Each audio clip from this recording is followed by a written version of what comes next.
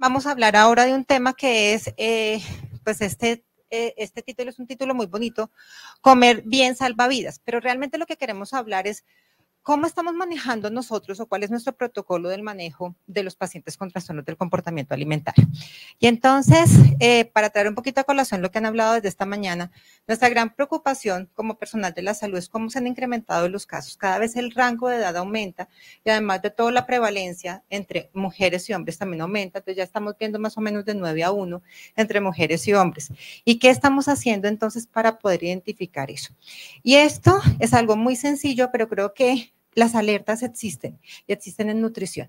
Lo más importante siempre es el consumo de alimentos. Entonces, el consumo de alimentos que nosotros tengamos en las diferencias de los pacientes es lo que nos alerta a nosotros.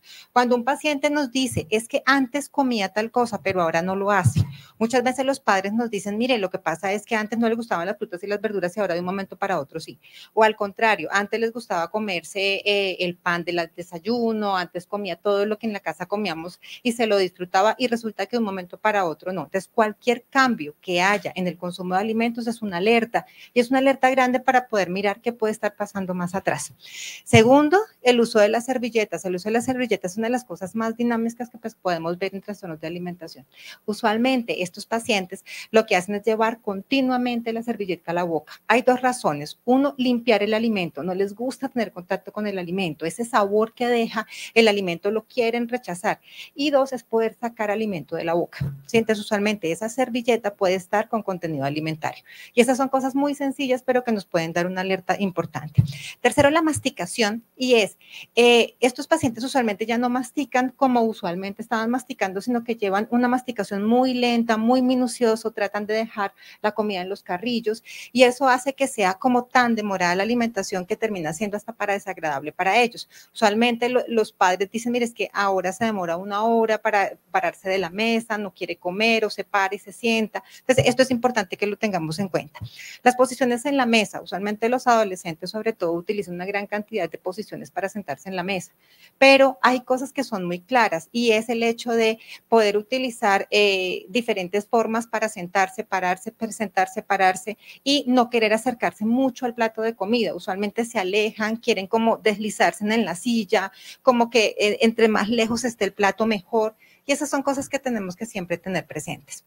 Las actividades, cuando se quieren hacer actividades en el momento de comer, sabemos que una de las malas prácticas alimentarias es en el momento de comer es para comer y no debemos hacer ninguna otra actividad, pero tristemente estamos viendo que todos nuestros niños están haciendo actividades en el momento de comer o tenemos un aparato electrónico al frente desde los restaurantes en adelante. Uno ve cómo yo puedo colocar un aparato electrónico al frente para que el niño coma en un restaurante con tal de que me reciba lo que yo le voy a dar y eso es una mala práctica alimentaria, pero al mismo tiempo cuando se utilizan actividades diferentes en el momento de comer, ojo, eso no es un buen hábito como tal nutricional. Y las redes sociales. Redes sociales, como estaban hablando ahorita, pues nada, es una gran cantidad de información que uno se pone a pensar en los adolescentes y en los niños, cómo están recibiendo una gran cantidad de cosas que terminan siendo contradictorios. Uno como nutricionista, cada vez que entra a internet, una gran cantidad de locuras en alimentación, que una vez dice, ¿cómo puede ser posible que estemos llenando a nuestra población de esa información? ¿Y qué les queda a ellos? ¿Sí? Para, pues digamos que lo que uno concluye es confusión, porque no puede haber algo diferente, ¿sí? Entonces, ¿qué están recibiendo como tal nuestros niños al respecto y pues las familias como tal? Y entonces, ¿cuál es nuestro protocolo de manejo de los trastornos de alimentación? Lo vamos a dividir en 5 etapas. La primera etapa, valoración nutricional, ¿sí? ¿Cómo estamos haciendo esa valoración nutricional o cómo se hace esa valoración nutricional inicial? Segundo, lo que decía el doctor Vera, el manejo multidisciplinario es supremamente importante. Nosotros no podemos trabajar solos en este tipo de patologías. El tratamiento que vamos a seguir dependiendo de la individualidad del paciente, objetivos y metas que nos vamos a colocar como grupo multidisciplinario y como quinto, la educación nutricional. Todas las guías son claras en decir que los trastornos de alimentación no se manejan sin un programa de educación nutricional. Entonces, es importante que lo tengamos en cuenta. Y entonces vamos a empezar con el primer punto, que es la valoración nutricional. Y resulta que nos hemos vuelto mecánicos con el tema del peso, ¿sí? El peso no es el indicador a nivel nutricional, ¿sí? Y nuestros pacientes siempre tienen la idea de que el peso es lo más importante y no es lo más importante, ¿sí? No estoy diciendo que no sea importante, pero es que ese no es el indicador que tenemos que tener. ¿Qué tenemos que tener presente? Una valoración nutricional completa. ¿Y qué lleva a eso? Es conocer qué ha pasado con su historia de composición, es decir, cuál ha sido su peso usual, cuál ha sido su peso ideal, cuál ha sido su peso máximo. A veces se nos olvida preguntar cuál es lo máximo que el paciente ha pesado. Y una cosa muy importante, el porcentaje de cambio de peso. Lo que decía el doctor Vera ahorita, o sea, cuando uno ve una pérdida de peso del 10 al 15% en muy corto tiempo, en un mes, en 2 meses, eso es una desnutrición aguda muy importante. Entonces, es ir un poco más allá, interrogar muy bien, hacer una muy buena historia nutricional. Y pegado a eso va claramente el índice de masa corporal, pero más allá de eso es cuántas medidas antropométricas tenemos que hacer o una valoración nutricional antropométrica para poder determinar realmente cómo es el estado nutricional de ese paciente, porque el peso puede no decirnos mucho. Es más, muchos de nuestros pacientes están edematizados, están con un porcentaje de agua a veces mayor del 60 y 70%, y resulta que uno los ve y uno los ve delgados, pero realmente es agua. ¿Por qué? Por su desnutrición, por una desnutrición proteica que realmente está presente. Entonces el peso termina siendo realmente no un indicador adecuado. Sí nos dice mucho las medidas antropométricas. Si yo hago una medición adecuada de un pliegue de tríceps, una circunferencia braquial, una muscular, unos pliegues cutáneos, que usualmente utilizamos 4 pliegues cutáneos, uno ahí sí puede determinar cómo están esas reservas de tejido graso. Los pliegues claramente nos van a decir si los depósitos de panículo adiposo son adecuados o no son adecuados o están en déficit. Usualmente pueden estar en algunos de los extremos. Y el porcentaje o la cantidad de masa muscular. Desafortunadamente, lo que más impacta en el estado nutricional es la masa muscular. La grasa es lo último que usa metabólicamente hablando el cuerpo, pero la masa muscular es lo que más se afecta. Entonces, esto nos va a dar una muy buena orientación a mirar realmente el diagnóstico nutricional del paciente. Y lo otro importante son los exámenes de laboratorio. A veces nos convertimos en cifras, ¿sí?, de normalidad y nada más. Y cuando uno ve estos pacientes, la mayoría de los exámenes de laboratorio, entre comillas, están normales. ¿Sí? Entonces uno dice, tiene una albúmina de 4, perfecto. Tiene un cuadro hemático, perfecto. Cuando uno va a ver, realmente es un catabolismo proteico. ¿Sí? Esos pacientes usualmente están sacando proteína, como lo explicaba ahorita el doctor Vera, un catabolismo proteico, que lo que hacen es que hayan proteínas circulantes a nivel de torrente sanguíneo. ¿Para qué? Para poder tener energía de algún lado. Y eso realmente es una albúmina que no es una albúmina real. ¿Sí? Cuando los pacientes empezamos a alimentarlos, es cuando vemos que la albúmina empieza a bajar. O sea que ahí sí vamos a poder entender qué es lo que está pasando con ese paciente. Entonces, ojo con eso, porque los exámenes de laboratorio hay que saberlos leer en este tipo de pacientes. Cosas tan sencillas como los triglicéridos. Los triglicéridos sí sabemos que el valor de normalidad es por debajo de 150, pero ojo porque cuando yo encuentro unos triglicéridos por debajo de 80, 85, es una desnutrición calórica, ¿sí? No es que esos exámenes de laboratorio estén bien o esos triglicéridos están bien. Sabemos que los triglicéridos vienen de el contenido de carbohidratos, es decir, de harinas y azúcares. Usualmente, si el paciente tiene restricción en esto, y tal vez dando un poquito de respuesta a la pregunta que también estaban haciendo ahorita, si un paciente solamente consume proteína y no consume carbohidratos, pues claramente va a tener una deficiencia nutricional importante. Y los triglicéridos son un muy buen indicador a nivel calórico para poder saber si ese paciente sí está restringiendo calorías o si sí está restringiendo carbohidratos. Es una buena forma de hacerlo. La hipercolesterolemia. Estos pacientes usualmente cursan con hipercolesterolemias. ¿Por qué? Porque efectivamente el hígado está sacando ese colesterol a ese espacio intercelular y intracelular. ¿Para qué? Para poder empezar a generar energía de otra forma. Entonces, los exámenes de laboratorio son supremamente importantes, pero hay que saberlos leer dependiendo de la historia clínica del paciente. ¿Qué pasa con la valoración global subjetiva? Nosotros siempre hemos pensado que es súper importante desvestir a los pacientes. A veces, en el afán de la consulta, pareciera que fuera más importante hacer un diagnóstico que realmente analizar al paciente. En nutrición es fundamental desvestir al paciente. Claramente uno tiene que ser cuidadoso. Casi siempre en las consultas de nutrición, sobre todo de primera vez, yo siempre le digo a los papás, necesito que haya un papá en el momento de la consulta. ¿Por qué? Porque yo tengo que desvestir al paciente, ¿sí? Y yo tengo que analizar qué está sucediendo con esa valoración global subjetiva. ¿Qué vemos usualmente en esa valoración? Todos los déficits de nutrientes, todos los déficits, sobre todo de micronutrientes. El peso no, El peso no me va a decir jamás eso, pero sí el hecho de que yo pueda ver a mi paciente. La atrofia muscular o la sarcopenia es una de las cosas que más visualizamos en estos pacientes, toda la parte de osteodistrofia, ¿sí? Entonces, esos huesos se empiezan a deformar, sobre todo en toda la parte del diafragma. Uno siempre está más salido que el otro, entonces uno siempre le muestra a los pacientes que las costillas están a un nivel diferente, no están al mismo nivel, ¿sí? Entonces, usualmente eso les impacta de ver que no se han dado cuenta ni siquiera de cosas tan detalladas como esas. La posición, son pacientes que empiezan a tener una curvatura en su espalda, no son pacientes que son derechos, ¿sí? Entonces, esa es una gran, digamos, indicador de la, obviamente, de deficiencia de calcio, pero son osteodistrofias importantes. Todo lo que son micronutrientes está visto en la piel. Los pacientes cambian el color de la piel, empiezan a tener un color oscuro, un color terruno. No es ese color natural de su piel, sino que es diferente. Queilosis y queilitis en la boca, o sea, una gran cantidad de indicadores que nos pueden mostrar efectivamente el déficit de micronutrientes. Ojo con algo, y es que a veces el peso, si son pacientes que venían en sobrepeso o en obesidad, son pacientes que al perder peso, uno podría quizás pensar que no están tan bajos de peso, pero cuando uno analiza esto y ve signos claros de unos déficits de nutrientes importantes, quiere decir que el paciente sí está en una desnutrición aguda, independientemente de que su peso no esté por debajo de la -1 o -2 desviaciones estándar. El lanugo, definitivamente el lanugo es una de las cosas que más nos sirve para poder determinar ese déficit calórico. El lanugo no muestra un déficit proteico, sino un déficit calórico, y nos está diciendo que muy probablemente la ingesta de calorías y de nutrientes como tal a nivel de proteína, grasa y carbohidratos en general están bajos, pero sobre todo de harinas y grasas. La caída del cabello, las alteraciones dentarias, es decir, hay una gran cantidad de cosas que están pasando.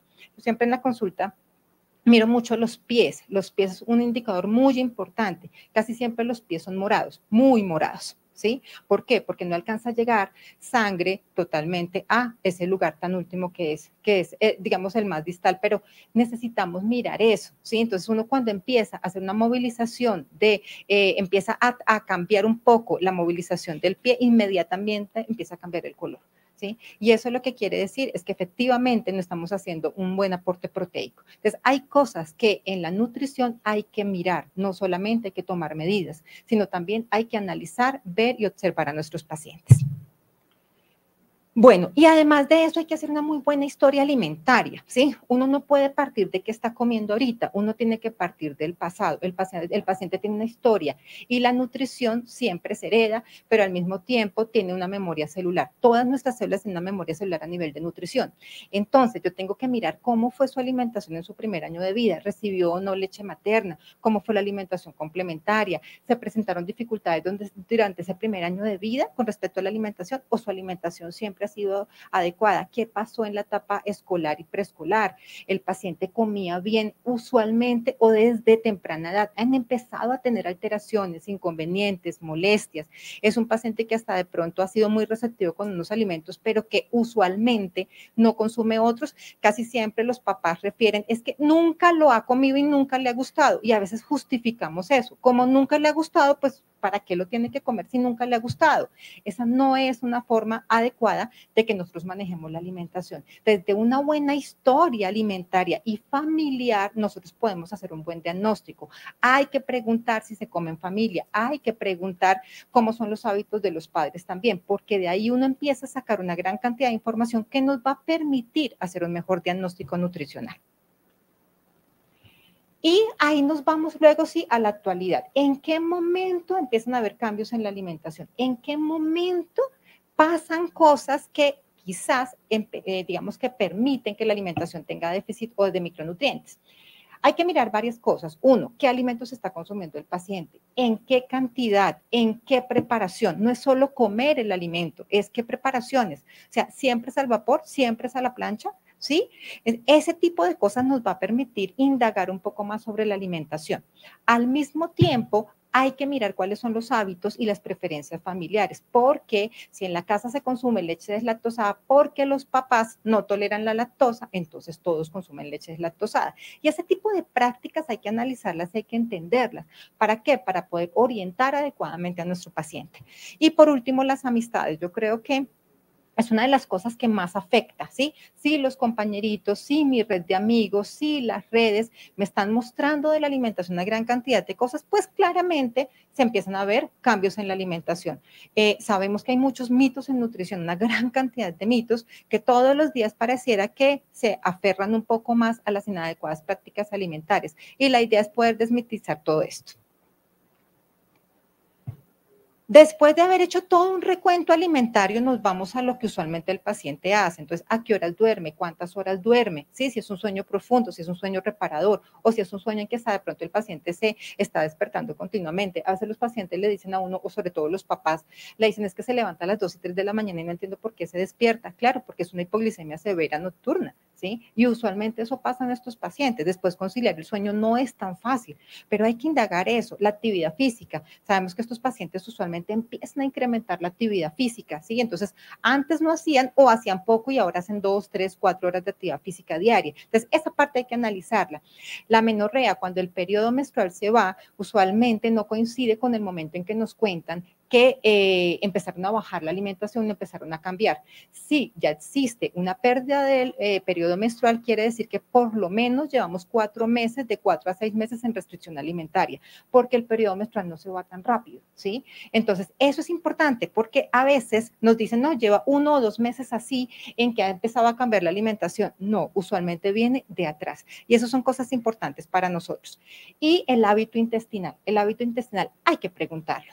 Usualmente estos pacientes tienden a tener estreñimiento más que todo, ¿sí? ¿Por qué? Porque disminuyen mucho su ingesta alimentaria. Pero si nos vamos a otros contextos diferentes, ¿sí? Como la ortorexia o quizás como el síndrome por atracón o la bulimia, lo que vamos a ver es todo lo contrario, ¿sí? Vamos a ver hasta de pronto también pacientes que empiezan a tener unas conductas purgativas en que los papás a veces dicen, pero es que se la pasa en el baño y no sé qué hace en el baño. Entonces, hay que empezar a mirar qué está sucediendo. ¿Será que hay otras cosas que están afectando eso? Entonces, podemos empezar a analizar. Y después de que ya hemos hecho toda una valoración nutricional completa, exhaustiva, con tiempo, porque para esto se necesita tiempo. La consulta inicial de nutrición tiene que ser una cita de mucho tiempo. Y uno siempre le dice a los papás, tienen que venir por lo menos con 2 horas de tiempo, ¿sí? Sin afanes, porque es una consulta larga. Posterior a eso, después de que todas digamos, las profesiones han, o el grupo multidisciplinario ha hecho una evaluación, lo que vamos a hacer es reunirnos para todo el manejo interdisciplinario. Y esto es supremamente importante. Nosotros tenemos que trabajar en equipo con todas las disciplinas. Entonces, tenemos que trabajar con el médico tratante, con el pediatra, con gastroenterología, psiquiatría, psicología y las demás especialidades que necesitemos. Si necesitamos endocrinología, ok, endocrinología, odontología, muchas veces por el deterioro dental que hay en estos pacientes. Entonces, como grupo multidisciplinario, primero que todo, ¿qué diagnóstico vamos a determinar? ¿Qué diagnóstico tenemos realmente en ese paciente? Segundo, ¿cuál es la severidad o el grado de severidad que tenemos en ese momento de la enfermedad? Y tercero, ¿cuál va a ser el manejo a seguir? ¿Va a ser en paciente hospitalizado? ¿Va a ser en paciente ambulatorio? ¿Cuáles son los riesgos? ¿Qué vamos a hacer con el paciente? Y eso tiene que ser siempre una decisión del equipo multidisciplinario. Y entonces vamos a tomar una decisión. ¿Nos vamos para un manejo hospitalario? ¿Nos vamos para un manejo ambulatorio? O en las unidades de día de hospitalización parcial. Nosotros no lo tenemos en la institución, pero existen esos tratamientos. Y aunque ya lo habló el doctor Vera, pero realmente nosotros tenemos que tener en cuenta todos estos criterios. El doctor Vera habló del 10 al 15% de pérdida de peso más o menos en 6 meses. Hay varias guías al respecto. Hay unas que dicen que por debajo del 75% de su peso y un índice bajo, pero un índice de masa corporal bajo, ¿cuánto es? ¿De qué depende? De la pérdida de masa muscular. ¿Sí? Y yo creo que ese es el indicador fundamental en nutrición. No es solamente que esté por debajo del peso, sino que cuánto porcentaje de déficit de masa muscular tenemos. Y todo lo que les hablaba ahorita el doctor Vera, podemos tener una hipocalemia, una hiponatremia, una hipofosfatemia, podemos tener una deshidratación. Eso nos va a dar la pauta para saber qué vamos a hacer. Si un paciente está con un fracaso ambulatorio, que el paciente efectivamente no mejora, no come, pues nos toca hospitalizarlo para poder hacer una buena reintroducción de los alimentos. Si el paciente se niega a comer, si hay unas conductas purgativas de difícil manejo que no son controlables, nosotros no podemos correr el riesgo y tenemos que manejarlo intrahospitalariamente. Y claramente, como decía el doctor Vera, las complicaciones de la desnutrición, que son bastantes. Y entonces, posteriormente, si estamos en paciente hospitalizado, vamos a hablar de 3 días de alimentación. Y como decía el doctor Vera, nosotros en pediatría no utilizamos la nutrición parenteral. En adultos sí, pero en pediatría no. En pediatría utilizamos solamente la vía enteral, sea una sonda nasogástrica o sea vía oral y o usualmente miramos dependiendo el paciente, tomamos la decisión. Esto no es una generalidad, es dependiendo la individualidad de la patología. Y tenemos que tener en cuenta que es el riesgo que tiene el paciente en ese momento. Por eso vamos a mirar qué está pasando, qué alteraciones hay, qué riesgos hay, y ahí tomamos la mejor decisión, tanto para la fórmula que vamos a utilizar, si vamos a utilizar una sonda de nutrición enteral, qué fórmula vamos a utilizar. No todas son adecuadas para el paciente. Un paciente que nos curse con una diarrea de difícil manejo puede ser un paciente que sus vellosidades intestinales están aplanadas. ¿Por qué? Por la misma desnutrición. Entonces yo no le puedo dar una fórmula completa, pues porque sé que no la va a tolerar. Y etcétera, vamos mirando cuál es la mejor opción. Y entonces aquí empezamos muy fuertes con el tratamiento. Cada una de las disciplinas que conforman el grupo multidisciplinario va a hacer su tarea, va a hacer su labor con respecto al manejo del paciente. Voy a traer a colación 2 para tener en cuenta y es la parte de enfermería. La parte de enfermería es supremamente importante en este proceso porque ellos están todo el tiempo con el paciente. Nosotros tenemos unas normas dentro de nuestro protocolo y es usualmente los espejos se deben de tapar. ¿Por qué? Porque el problema es de composición corporal. Entonces, usualmente tapamos los espejos. 2, nadie debe hablar de comida ni de nutrición al paciente. ¿Sí? No se vale que enfermería diga, ay, pero si comiste, ay, pero si la comida es deliciosa, ay, pero no. Nosotros tenemos estipulado que nosotros no debemos hacer ningún tipo de comentario, ni de composición corporal, ni de alimentación. Lo mismo, el control del agua. Sí, el control del agua es fundamental. Tengo sed, pero es que tengo sed, pero jefe, deme agua. No, el control de líquidos tiene que estar administrado por el equipo multidisciplinario. Importante, la manipulación de la sonda. Nuestros pacientes se caracterizan porque manipulan la sonda, ¿sí? Entonces, aprenden muy bien el manejo de la sonda y la sonda empieza a pararse, la nutrición resulta que se desconecta y tenemos inconvenientes con la sonda. Sabemos que estos pacientes lo que buscan realmente muchas veces es tratar de evitar el hecho de que les pasen nutrición. Entonces, si yo puedo garantizar que media hora menos de nutrición, pareciera que fuera ganancia para ellos. Entonces, enfermería es crucial en esta etapa. Y desde el punto de nutrición, ¿cuál es la función del nutricionista? Es garantizar que eso que nosotros le vamos a proveer al paciente sea su requerimiento nutricional. Nosotros nos encargamos de saber qué le vamos a mandar, en qué porción, en qué preparación y empezar todo un reentrenamiento alimentario. Siempre le debemos decir a los pacientes, vamos a partir de cero. Lo que sabías de nutrición va a ser un borrón y cuenta nueva. Vamos a hacer un reentrenamiento alimentario, porque hay que quitar todos esos tabús y esos mitos que existen con la nutrición. Y la idea es eso, partir de cero, ¿sí? Y va en conjunto con toda la parte de la dinámica familiar.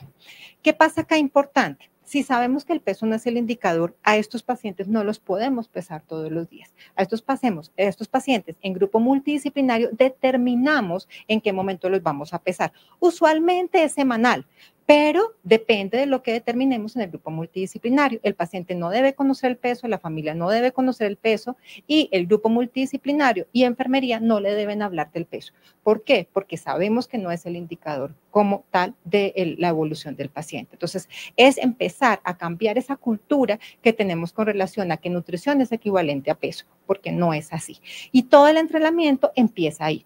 Usualmente, como decía el doctor Vera, utilizamos la nutrición enteral y posteriormente nos vamos pasando a la alimentación vía oral y lo hacemos en una transición. Siempre le decimos a los pacientes, lo que te estamos colocando de alimentación vía oral, te lo estamos disminuyendo en la alimentación enteral, ¿sí? Porque usualmente suspendemos la nutrición una hora antes y una hora después de la alimentación. Entonces, también eso no tendríamos que hacerlo, lo podríamos dejar de hacer, pero eso le da la tranquilidad al paciente de que no le estemos sobrealimentando y que tenga un poco más de tranquilidad para comer. Si me están quitando lo de allá y me están colocando, es como suplir lo que me están quitando. Cuando el paciente ya esté cumpliendo con todo su aporte nutricional, pues retiramos la sonda, la pasamos primero a una ciclada de noche y posteriormente ya la suspendemos. Importante. Nuestros pacientes hospitalizados no pueden dejar nada en el plato de comida. Y eso es supremamente importante. Si nosotros no somos claros desde que comienza el tratamiento a explicarle que lo que le estamos enviando es lo que necesita y son sus requerimientos nutricionales, por ende, no podemos dejar ninguno de los nutrientes en el plato. Y ahí empieza todo el entrenamiento alimentario. Es supremamente importante y fundamental que todos hablemos el mismo idioma, porque si en algún momento un papá o una mamá, ay, pero es que se comió casi todo, puede dejar un poquito, no, porque se está calculando una alimentación exacta. Nosotros no le servimos a los pacientes un poquito más para que si por si acaso deja, pues no hay problema, no. Y somos muy transparentes y muy claros tanto con los pacientes como con las familias. Lo que se envía es lo que se necesita y es su requerimiento nutricional. Por ende, no vamos a dejar nada. Usualmente nutrición hace un acompañamiento a los papás y al paciente, ¿sí? Les enseñamos a comer cosas tan sencillas, ¿sí? Uno dice, pues es que todo el mundo sabe comer. En teoría sí, pero a veces tenemos unas prácticas alimentarias súper inadecuadas, ¿sí? Entonces, ¿cómo se sienta a la mesa? Hay que sentarse con los brazos en la mesa de comer. Hay que no comer en orden. Hay que empezar a hacer unas prácticas alimentarias adecuadas alrededor del plato de comida.